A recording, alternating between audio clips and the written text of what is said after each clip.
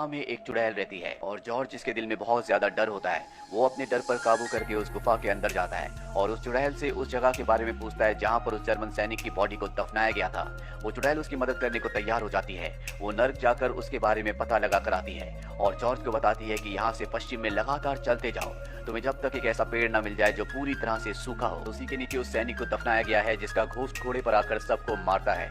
अभी दोनों के दोनों यहाँ से आगे बढ़ जाते हैं। रास्ते में कैथरीना भी इनके साथ जुड़ जाती है क्योंकि कैथरीना भी जॉर्ज की मदद करना चाहती है और कई घंटों चलने के बाद ये उस सूखे हुए पेड़ के नीचे पहुंच जाते हैं, जो कि दिखने में किसी नर्क के दरवाजे की तरह लग रहा होता है। और जब ये उसे खोदते हैं तो वहाँ पर इन्हें एक स्केलेटन मिलता है और ये स्केलेटन उसी जर्मन सैनिक का है जिसका घोस्ट सबको मारता है। लेकिन स्केलेटन में खास बात ये होती है कि स्केलेटन का सर नहीं होता और घोड़े पर जो घोस्ट आता है उसका सर भी नहीं है, जिसे देखकर जॉर्ज को समझ में आ जाता है कि जब तक इसका सर इसे वापस नहीं लौटाया जाएगा तब तक ये लोगों को इसी तरह से मारता रहेगा। ये एक नर्क के दरवाजे की तरह है जहाँ से वो बिना सिर वाला घोस्ट घोड़े पर बैठकर निकलता है और लोगों को मारकर वापस आ जाता है। लेकिन सबसे बड़ा सवाल ये होता है कि वो लोगों को मार क्यों रहा है और इसी के बारे में अब जॉर्ज को पता लगाना है। जॉर्ज जब वहाँ से निकलता है तभी वो बिना सिर वाला घोस्ट उसी जगह से बाहर निकलता है और गांव की तरफ निकल पड़ता है। जॉर्ज भी उसका पीछा करता है, लेकिन इससे पहले कि जॉर्ज वहाँ तक पहुँचता वो एक पूरे परिवार को गाँव में मार देता है। जॉर्ज और वो लड़का जो कैथरीना को पसंद करता है वो दोनों के दोनों घोस्ट को रोकने की कोशिश करते हैं, लेकिन वो घोस्ट कैथरीना के प्रेमी को मार देता है। साथ ही जॉर्ज बेहोश हो जाता है। जब उसे होश आता है तो उसे सब कुछ समझ में आ चुका है। उसे समझ में आ चुका है कि जिसके पास भी उस जर्मन सोल्जर का सर है उसी के कहने पर बिना सिर वाले जर्मन सैनिक का घोस्ट लोगों को मार रहा है। लेकिन सबसे बड़ा सवाल ये होता है कि क्यों। और अब वो उस बाइबल को देखता है जिस बाइबल को उन 4 लोगों ने, जो इस गांव के सबसे खास है, उसे दिया था, जिसमें गांव में रहने वाले लोगों की डिटेल्स होती है। साथ ही इसमें उस आदमी का भी नाम होता है जो इस गांव का सबसे अमीर आदमी था, जिसे बिना सिर वाले घोस्ट ने उसके बेटे के साथ मार दिया था। और जब वो सब लोगों का नाम देखता है तो उसे समझ में आ जाता है कि अब तक जितने भी लोगों को मारा गया था वो सब के सब उसके रिश्तेदार थे, जिसका मतलब ये है कि कत्ल उसकी जायदाद के लिए हो रहे हैं। इसीलिए गांव के उन 3 खास लोगों में से एक आदमी के पास जाता है जो लॉयर होता है। जॉर्ज उससे उस अमीर आदमी की वसीयत के बारे में पूछता है। उसे बताना पड़ता है कि उस अमीर आदमी ने गांव की विडो से शादी की थी और उस विडो के पेट में जो बच्चा था वो उसी का था, इसीलिए उसने अपने मरने के बाद अपनी सारी जायदाद उसके नाम कर दी थी। और यहाँ पर जॉर्ज का शक पूरी तरह से सही निकलता है। दरअसल अब तक जितने भी लोगों को मारा गया है या तो वो उस अमीर आदमी से जुड़े हुए थे या उसकी शादी के गवाह थे। दरअसल उस अमीर आदमी की शादी एक सीक्रेट शादी थी जिसके बारे में कुछ ही लोग जानते थे। और अब इतने सारे लोगों के मरने के बाद जो उसकी जायदाद का वारिस है वो कैथरीना के पिता हैं। वो समझ जाता है कि कैथरीना के पिता ही ये सब कुछ कर रहे हैं। जब वो घर जाता है तो देखता है कि कैथरीना उसके कमरे में है। वो वहाँ से चली जाती है और रात को देखता है कि उसके बेड के नीचे एक ईविल आई बनी हुई है। उसे समझ में आ जाता है कि कैथरीना भी इस सब में शामिल है। वहीं उसी रात को कैथरीना की सौतेली मॉम घर से बाहर जाती है। जॉर्ज उसको देख लेता, उसका पीछा करता है, जिसके बाद जॉर्ज को पता चल जाता है कि कैथरीना की मॉम का किसी दूसरे आदमी के साथ नाजायज रिश्ता है। और जब वो उस आदमी के साथ होती है तो कैथरीना की मॉम मैरी अपने हाथ को काटकर खून भी निकालती है। जॉर्ज को अजीब लगता है। वो जॉर्ज को देख लेती है और कहती है कि इस बारे में कभी किसी को मत बताना। वहीं घर पर कैथरीना को दिखाया जाता है जिसे जॉर्ज के सारे सबूत मिल जाते हैं जिनके अनुसार उसी के पिता हत्यारे हैं, वही सबको मरवा रहे हैं।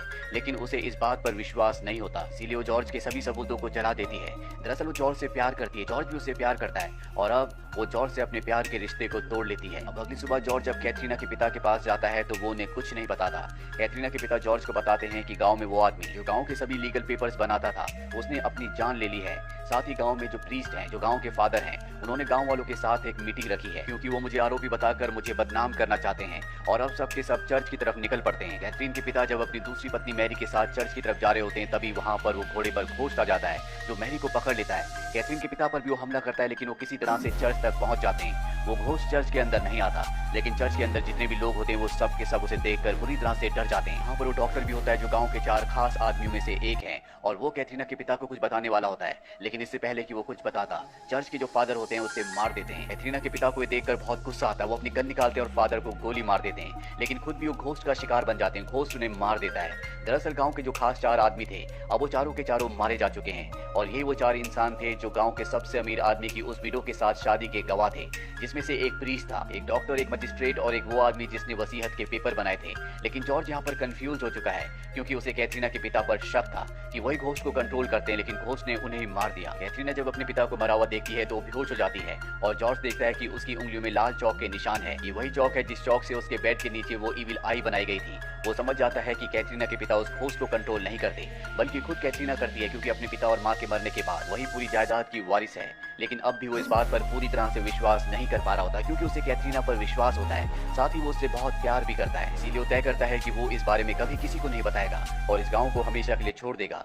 जब वो गाँव छोड़कर जा रहा होता है तो वहाँ पर कैथरीना की सौतेली माँ मैरी की डेड बॉडी को लाया जाता है और अब वो यहाँ से जाने के लिए तैयार है। तभी वो उस किताब को खोल के देखता है जो कैथरीना ने उसे दी थी, जो कैथरीना की मॉम की होती है, जिसमें जादू टोने के बारे में लिखा होता है। और जब उसमें वो उस आई के निशान को देखता है जो उसके बेड के नीचे बनाया गया था, उसे पता चलता है कि ये कोई ईविल निशान नहीं है, बल्कि ये एक पवित्र निशान है जिससे कि किसी भी घोस्ट को अपने से दूर भगाया जा सकता है।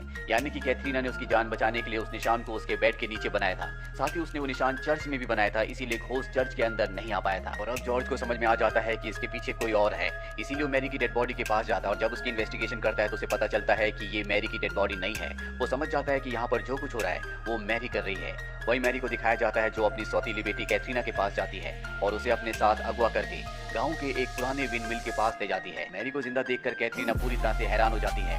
मैरी उसे बताती है कि वो डेड बॉडी मेरी नहीं है, बल्कि वो घर की मेड की थी जिसे मारकर मैंने गांव वालों के सामने अपने कपड़े पहनाकर छोड़ दिया ताकि सबको ये लगे कि वो मेरी डेड बॉडी है। वो बताती है कि मैं आर्चर फैमिली से हूँ और तुम्हारे परिवार के इस गांव में आने से कई साल पहले मैं अपने पिता और बहन के साथ उसी घर में रहती थी जिस घर को तुम्हारे रिश्तेदार ने, जो कि इस गांव का सबसे अमीर आदमी था, तुम्हें दिया था। मेरे पिता उस अमीर आदमी के लिए काम किया करते थे, लेकिन जब मेरे पिता की मृत्यु हो गई तो उस आदमी ने मुझे, मेरी माँ और मेरी बहन को उस घर से निकाल दिया। गाँव में हमें किसी ने सहारा नहीं दिया क्योंकि मेरी मॉम काला जादू किया करती थी। हमें जंगल में जाकर रहना पड़ा।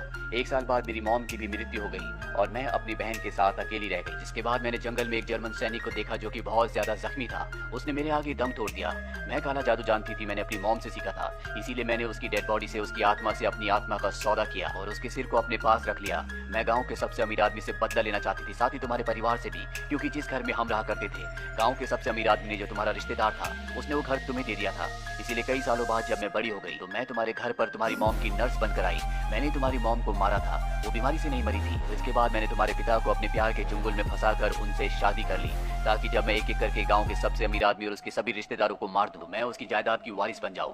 यहाँ पर हमें ये भी पता चलता है कि जंगल में जो चुड़ैल थी वो इसी की, यानी कि मैरी की छोटी बहन थी और अब इसने उसे भी मार दिया है क्योंकि उसने जॉर्ज की मदद की थी। और अब मैरी के सामने उसका आखिरी कांटा है और वो कैथरीना है, क्योंकि जब तक वो नहीं मरेगी तब तक वो गाँव के सबसे अमीर आदमी की वारिस नहीं बन सकती। और अब एक बार फिर से वो जर्मन सैनिक के स्कल से उसके घोस्ट को कैथरीना को मारने के लिए बुलाती है, लेकिन इससे पहले कि घोस्ट यहाँ पर आता, जॉर्ज पहुंच जाता है और वो कैथरीना को अपने साथ ले जाता है। लेकिन ये ज्यादा दूर तक भाग नहीं पाते। जर्मन सैनिक का बिना सिर वाला घोस्ट इन्हें पकड़ लेता है और वो कैथरीना को मारने वाला होता है कि तभी जॉर्ज मैरी से उसके स्कल को छीनकर उसे वापस लौटा देता है, जिससे वो उसके चुंगल से आजाद हो जाता है, यानी कि अब वो उसका गुलाम नहीं है। और क्योंकि मैरी ने उससे अपनी आत्मा का सौदा किया था, इसीलिए वो नर्क में जाने से पहले उसे भी अपने साथ ले जाता है। और इसके बाद दिखाया जाता है कि जॉर्ज, जो कि कैथरीना से प्यार करता है, जिसका पूरा परिवार मारा जा चुका है, वो उसे अपने साथ अपने शहर ले आता है। और इसी के साथ ये कहानी यहीं पर खत्म हो जाती है। उम्मीद करते हैं कि ये कहानी आपको पसंद